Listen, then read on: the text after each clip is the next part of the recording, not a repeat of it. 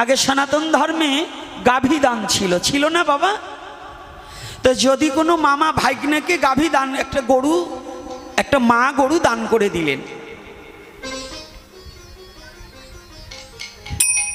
কথা বললেই আমার দোষ, আর না বললেও কিছু হয় না, আসিয়ে যায়।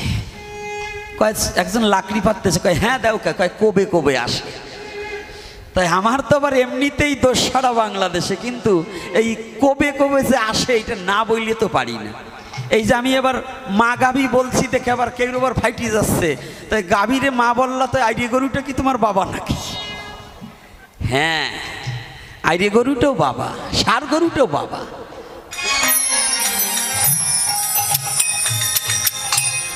যদ্বৈতং ব্রহ্মোপনিষদি তৎপশ্চাদনুভা যায়াত্ময়ন্ত্রজামি পুরুষৈতি সরৌষাজ্য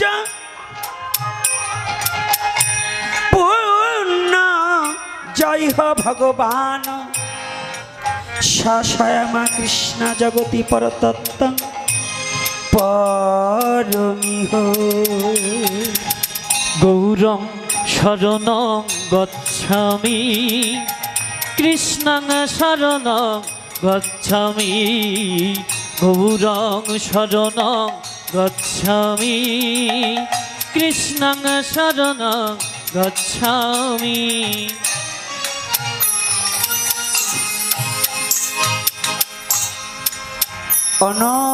অনরিপিত চরিং চিরা করুণায় অবতীর্ণ কলৌ সমর্পয়ুত উন্নত উজ্জ্বল রাশা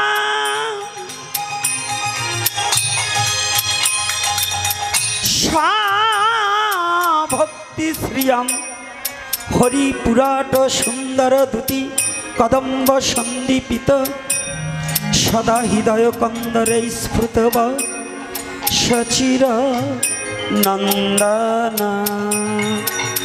গৌরং শরণং গচ্ছামি কৃষ্ণং শরণং গচ্ছামি, গৌরং শরণং গচ্ছামি কৃষ্ণং শরণং গচ্ছামি।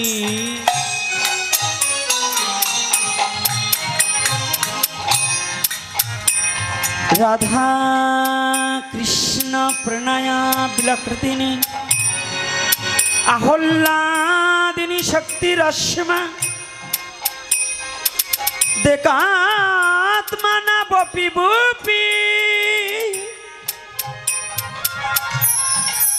দেহ ভেদাঙ্গত তৌ চৈতন্য খং প্রকটয় মধুনয় তদাদয় চক্ষুমাপ্ত রাধা ভাবদূতি সুবলিতা নমি কৃষ্ণ স্বরূপকম।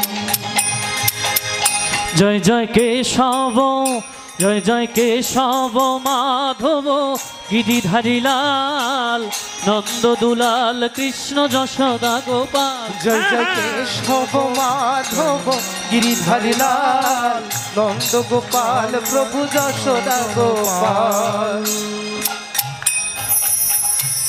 হে কৃষ্ণ করুণা সিন্ধ করুণা সিন্ধু দীনবন্ধ জগৎপতে জগৎপতে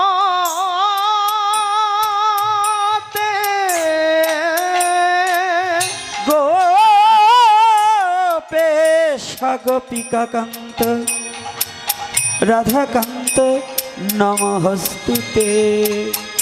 জয় জয় কেশব জয় জয় কেশব মাধব গিরিধারী লাল নন্দ দুলাল কৃষ্ণ যশোদা গোপাল। জয় জয় কেশব মাধব গিরিধারী লাল নন্দ দুলাল প্রভু যশোদা গোপাল। তপ তপ্ত কাঞ্চন গৌরাঙ্গী রাধে বৃন্দাবনেশ্বরী বৃষভানুসুতে দেবী প্রণামামি হরিপ্রিয়ে।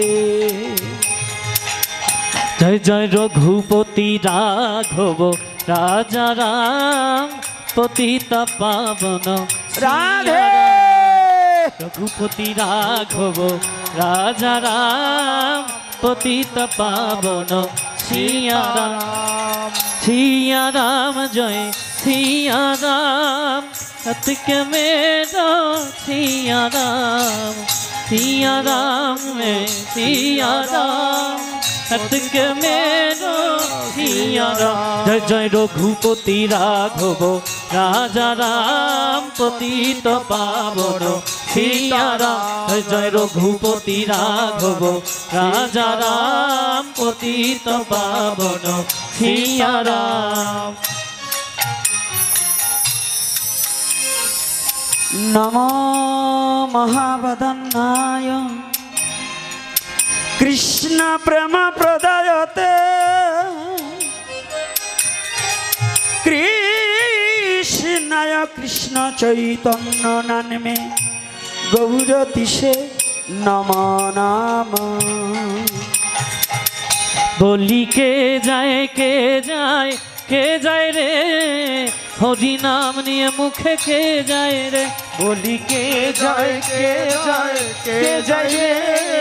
हरि नाम निये मुख के जाए रे। मुकां करति वाचलं पंघं लंघयत गिरि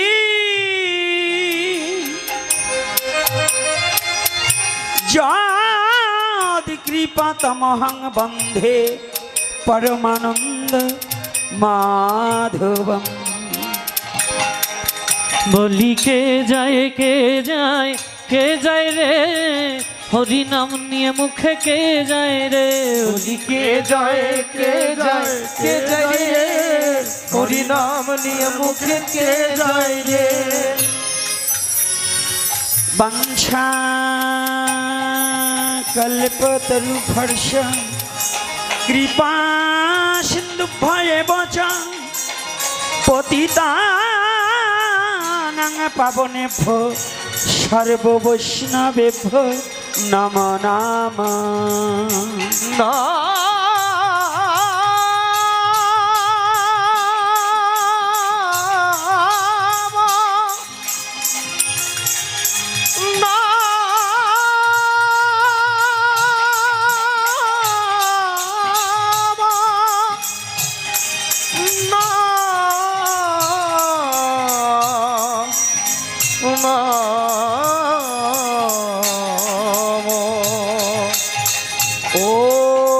ब्राह्मण गणेभ्यो नाम नमो ओम वैष्णव गणेभ्यो नाम नमो ओम पितृगणेभ्यो नाम नमो ओम मातृगणेभ्यो नाम नमो ओम श्रुतिगणेभ्यो नाम नमो ओम सज्जन गणेभ्यो नाम नमो सर्व श्रुता वैष्णवेरे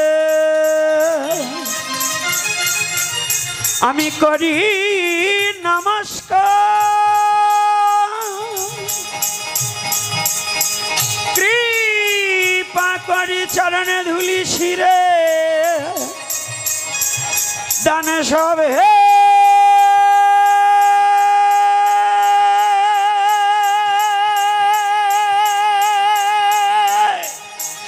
दान सब हे गुरु कृपा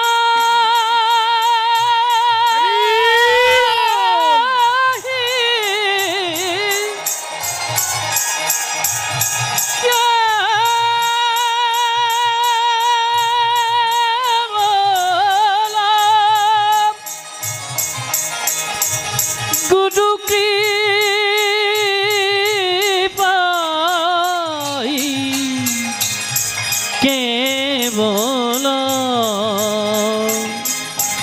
কৃপা হি কেবল, গুরু কৃপা হি কেবল, গুরু কৃপা হি কেবল, গুরু কৃপা হি কেবল, গুরু কৃপা হি কেবল, গুরু গুরু কৃপা হি কেবল।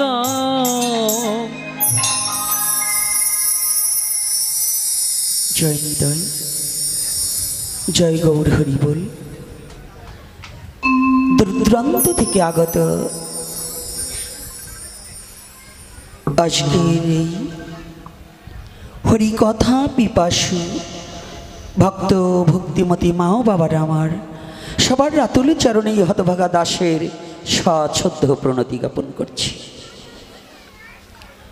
আজকের এই খালিয়া সার্বজনীন দুর্গা মন্দির, এই মন্দিরের যুব সমাজের উদ্যোগে যে আজকের আয়োজন,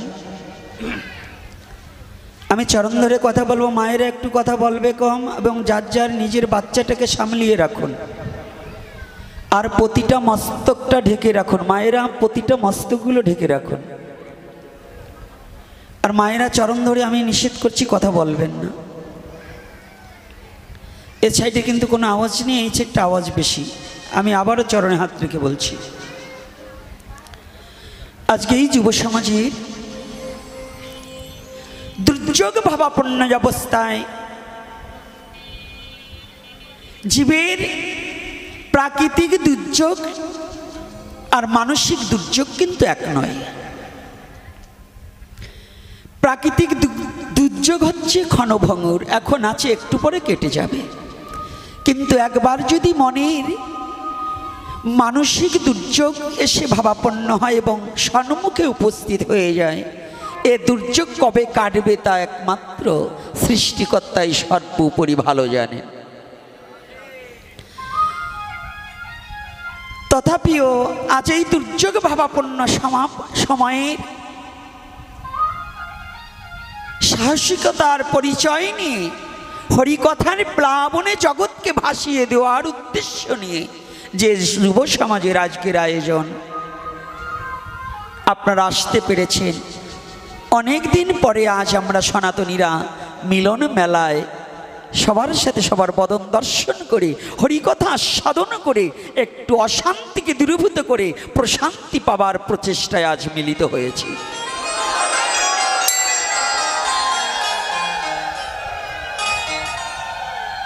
আজকে যেন গৌর হরি সর্বমূলাধার, যিনি সর্বশান্তি প্রদানকারী, গৌর হরি যেন সমস্ত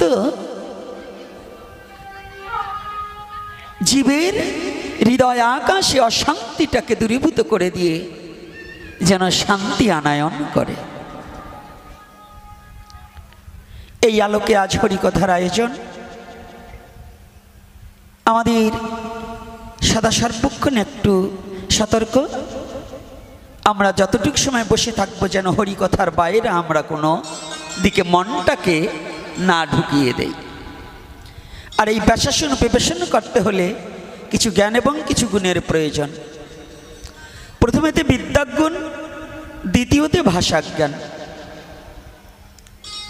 আমি সেই বিদ্যা এবং ভাষা থেকে সসম্পূর্ণভাবে অযোগ্যজন, তথাপিও শুনেছি পুরাণে মহিমা ব্যাখ্যানে অসম্ভব সম্ভব হয় যদি সাধুগুরু বৈষ্ণবের কৃপা হয়। সনাতন ধর্মের একটা কথা আছে, ভগবান যা দিতে না রে ভক্তে তাহা দিতে পারে। এটা সনাতন ধর্মের শ্রেষ্ঠত্ব কথা। আর বর্বর মূর্খ যারা, এটাকে তারা মেনে নিতে পারে না। কেন পারে না? সনাতন ধর্মের দর্শনটা হচ্ছে বাস্তবের সাথে চলতে হয়। বিজ্ঞান যেখানে শেষ, ধর্ম কেবল শুরু। তো সনাতন বললেন ভগবান যাহা দিতে না রে ভক্তে তাহা দিতে পারে। হ্যাঁ, এটা কথা সত্য, বুঝায় ভুল। প্রাকৃতিক জগতে পুত্রের দ্বারা যদি ভালো কর্ম ঘটে, পিতা তখন সন্তুষ্ট হয়। হয় কি না বাবা? আমার পুত্র যদি ভালো কাজ করে তাহলে আমার পিতা কি সন্তুষ্ট হবে কি না? হ্যাঁ, হয়তো। তো ভগবানের পুত্র কারা? এ বিশ্ব জগতে শুদ্ধ ভক্ত যারা, সেই সে পরমবন্ধু, সেই পিতামাতা কৃষ্ণ চরণে যেই প্রেম ভক্তি দাতা।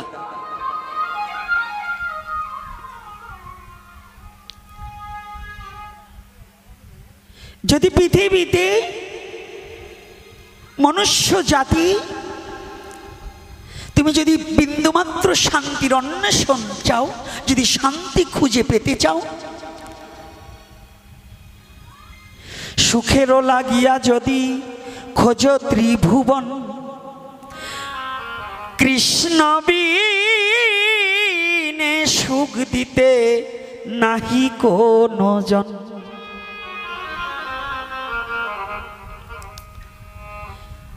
সুখের জন্য, একটা সুখ পাখিকে ধরার জন্য মানুষ কত ছুটোছুটি করছে, কিন্তু কোনো ব্যক্তি সুখ পাচ্ছে না। আর সুখ পাখিটাকে কেউ ক্ষণ সময়ের জন্য আটকাতে পারলেও অনেক সময় পাখিটা খাঁচা ভেঙে বেরিয়ে যাচ্ছে। কি করে পাবে গো? পাখিটা তো তোমার নয়। সুখ যদি পেতে চাও, নীতিশাস্ত্রে বললেন পরিশ্রমে ধন আনে, পুণ্যে আনে সুখ, অলসতায় দারিদ্র আনে, পাপে আনে দুঃখ। কথাটা একটু বোঝার চেষ্টা করতে হবে। পরিশ্রমে ধন আনে, পুণ্যে আনে সুখ।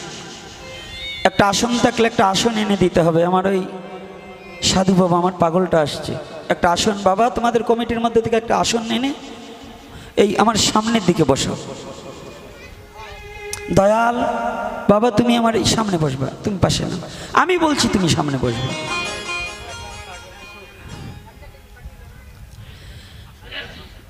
সাধু কোনো বয়সে ছোট নয়, সাধু হচ্ছে শুদ্ধ আত্মা। 8 বছরের ছেলেও যদি, 5 বছরের ছেলেও যদি আত্মাটা পরিশুদ্ধ হয় আর তিলকমালা ধারণ করে যদি সে ভগবত ভজন করে, তাহাকেই বৈষ্ণব বলে জানিবে নিশ্চয়। এজন্য বৈষ্ণবের ছোট বড় দেখা যাবে না, বৈষ্ণবের কোনো জাতি বুদ্ধি করা যাবে না। বৈষ্ণবের জাতিভেদ যেজনা করে, মহারৌরব নামে নরকে যাইবে জানিবে সত্তরে। এজন্য বৈষ্ণবের কোনো জাতি বুদ্ধি থাকে না, বৈষ্ণবের কোনো জাতি থাকে না। এজন্য যে পাগলটা আসছে, এ আমাদের রাজরের গৌর মন্দিরের সেবায়, গৌরের চরণে নিত্য নৈমিত্য তুলসী প্রদান করেন। তা সে আসছে, সাধুকে তো একটু সম্মান করতেই হয়। সন্তু ভগবান জয় হু। এই জন্যই তা রাধে রাধে। সকলে ভালো আছেন তো? হ্যাঁ, সবাই ভালো আছেন? তত ভালো নেই যত মুখে বলছেন। এটা কি জানেন? পিছনে তীর বেঁধেছে, সামনে দিয়ে রক্ত বেরোয়নি বিধায় ভালো আছে, কিন্তু পিছনে যে দেখছে সে কিন্তু ঠিকই রুধির ধারা ঝরছে, এটা কিন্তু সে দর্শন করেছে। তা আমাদের অবস্থাটা তো সেই জায়গায় এসে দাঁড়িয়েছে। তো এই তীরের আঘাত নিয়েও আজ হরিকথা শ্রবণ করে ওই ব্যথাটা একটু লাঘব হয় কি না সেদিকে চেষ্টা করি। তাহলে ভগবান ভক্ত যাহা দিতে না রে ভগবান, হ্যাঁ, ভগবান যাহা দিতে না রে ভক্ত তাহা কি করে দিতে পারে? এখন তো সমাজে গাভীদান নেই। গাভীদান আছে? এখন গাভীদান হারিয়ে গেছে। আগে সনাতন ধর্মে গাভীদান ছিল, ছিল না বাবা? তো যদি কোনো মামা ভাগ্নেকে গাভী দান, একটা গরু, একটা মা গরু দান করে দিলেন, কথা বললেই আমার দোষ, আর না বললেও কিছু হয় না, আসিয়ে যায়। কয় একজন লাকড়ি পাততেছে, কয় হ্যাঁ দাও, কয় কবে কবে আসে। তাই আমার তো আবার এমনিতেই দোষ সারা বাংলাদেশে, কিন্তু এই কবে কবে যে আসে এটা না বললে তো পারি না। এই যে আমি এবার মা গাভী বলছি দেখে আবার কেউ আবার ফাইটি যাচ্ছে, তাই গাভীরে মা বললা তো আইডিয়া গরুটা কি তোমার বাবা নাকি? হ্যাঁ, আইডিয়া গরুটাও বাবা, ষাঁড় গরুটাও বাবা। এ বুদ্ধি তোমাদের এখনো জন্ম হয়নি যারা এটা ভাবো। কারণ আজ থেকে 50-60 বছর আগে যারা নাঙলে হাল চাষ করেছে তারা বলতে পারবে, তাদের ওই ষাঁড় গরু, যাদের জায়গা জমি ছিল, যারা দুমুঠো ভাত খেত, ওই ভদ্রলোক ভাত খাওয়া ছাড়া কোনো ভদ্রলোক নেই। তো যারা চাষবাস করত তখন ট্রাক্টর ছিল না, কলের নাঙল ছিল না, তখন ওই ষাঁড় গরু দিয়ে হাল চাষ করতে হতো। কি দিয়ে করতো গো? ষাঁড় গরু দিয়ে নয়। তো সামনে দুটো ষাঁড় থাকতো, পিছনে আর একটা আমার বাবা। তো সামনের 2 বাবা টানতো আর পাশের বাবা ঠেলতো। তাহলে 3 বাবা পরিশ্রম করে আমার মতো গাধাকে তৈরি করেছে, করেনি? তা যারা মনে করো মা গাভীটা মায়ের সমতুল্য, একটা পুরুষ গরু কিন্তু বাবার চেয়ে কম ছিল না। এখন ওই ট্রাক্টর এসে তাদের অবহেলিত হয়ে গেছে। এজন্য কথাটা একটু বিস্তারিত ভেঙে দিলাম, ভাববে না। ওই ধরনের নোংরা কথা যদি কেউ ভাবো, তাকে ছেড়ে দিয়ে যাওয়া লোক আমি না। তো গাভী যখন দান করা হয়, কিংবা গরুটা আমার বাড়িতে 2 কিলো দুধ দিয়েছে, কিন্তু ভাগ্নের বাড়ি যে 20 কিলো দুধ দিচ্ছে, এখন ওই গরুর কি আমার কোনো অধিকার আছে নাকি? কেন অধিকার নেই? দান করা গরুর কোনো অধিকার থাকে না। তো এই বিশ্ব জগতে ভক্ত তখনই পারে এই দেহমান জীবন জৈবন যখন ভগবানের চরণে অর্পণ করে দেয়, ওই দেহখানা ভগবানের দেহ হয়ে যায়।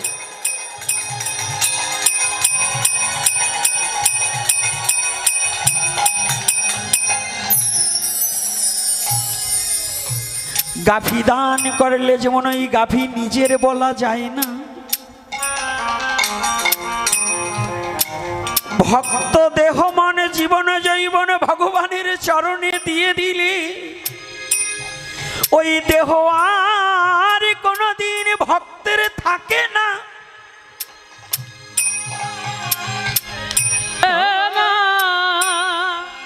ওই দেহখানা আমার ভগবানের দেহ হয়ে যায়। ভুল কর্মেও ভগবানে অর্পিত দেহকে যদি কোনো আসরিক শক্তি আঘাত করে, ভগবান ভক্তকে যদি কেউ ব্যথা দেয়,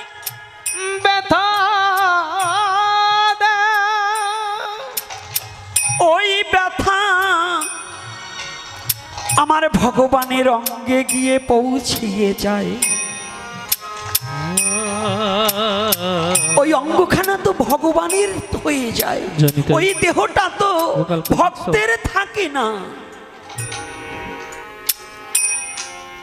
ভাগবতে স্পষ্টভাবে তা প্রমাণ করে দিয়েছে।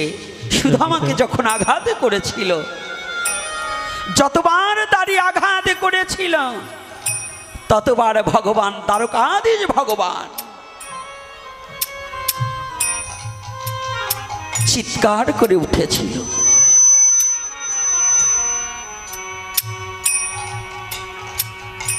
ভগবান সইতে না পেরে যখন রাজগেটের সামনে এসে দাঁড়িয়েছে, তখনও দেখে সুদামাকে প্রহার করছে।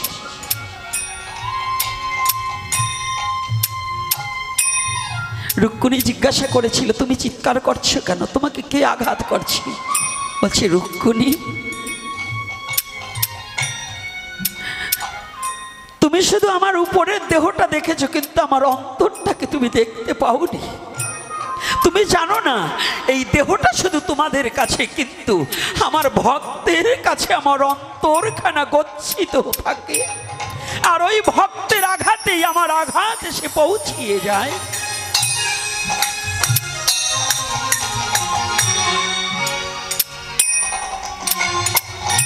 মনপ্রাণে সুখে দিয়ে যদি জীবনে একবার ভগবানকে ভালোবাসা যায় না,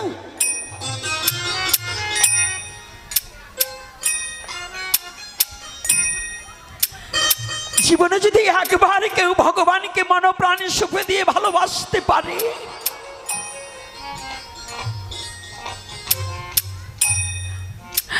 ভগবান বললেন আমি গোলককে পরিত্যাগ করিতে পারি, মারি আমি বৃন্দাবনকে পরিত্যাগ করে দিতে পারি, মারি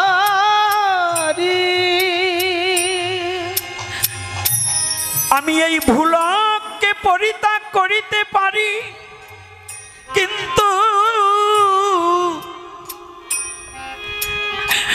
আমার শুদ্ধ ভক্তের হৃদয়খানা থেকে আমি বিন্দু মাত্র সরে যেতে পারি না, পারি না।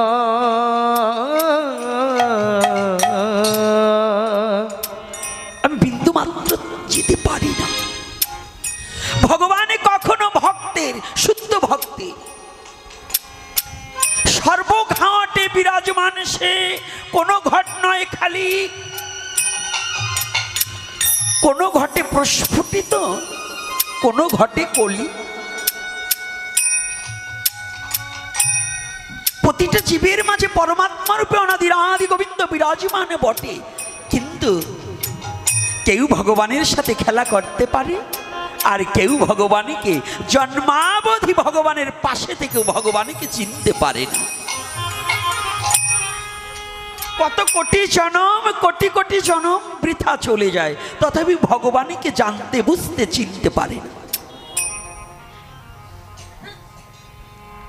অন্ধ যেমন স্বর্ণের ঢিল কাছে থাকলেও হাতিয়ে ঢিল মনে করে ফেলে দেয়, অভক্ত পাষণ্ড যারা, যারা ভগবানের সাথে সম্বন্ধ স্থাপন করতে জানে না, গুরু গোবিন্দের সাথে সম্বন্ধ স্থাপন করতে জানে না, ভগবান তার কাছে থাকলেও ভগবানকে তারা কোনোদিন চিনিতে পারে না।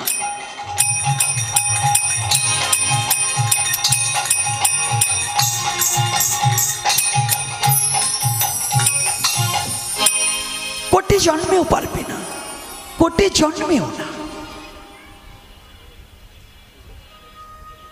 দুর্যোধন আর অর্জুন, দুর্যোধন আর অর্জুন একই পরিবারের ছেলে, একই বংশের ছেলে। দুর্যোধন কৃষ্ণকে কোনোদিন ভগবান রূপে মেনে নিতে পারেনি, আর অর্জুন কৃষ্ণকে জানতে পেরে কৃষ্ণর চরণ ছাড়া হওয়ার বাসনা কোনোদিন করেনি। রাধে রাধে। তদরূপ এই প্রাকৃতিক জগতেও দুর্যোধন অর্জুন এখনো প্রবাহমান চলছে। একই সংসারে দু ভাই, একজন ভগবত ভজন করছে, অন্যজন ভগবত ভক্তের নিন্দা করছে। রাধে রাধে। আছে কি না বাবা? আছে তো? তাহলে এরা কারা? একই। এই যে দেখুন, মহাভারত যাহা আছে ভারতে তাহা আছে ভারতে। কোন ভারত? ভূখণ্ড ভারত নয়, মহাভারত।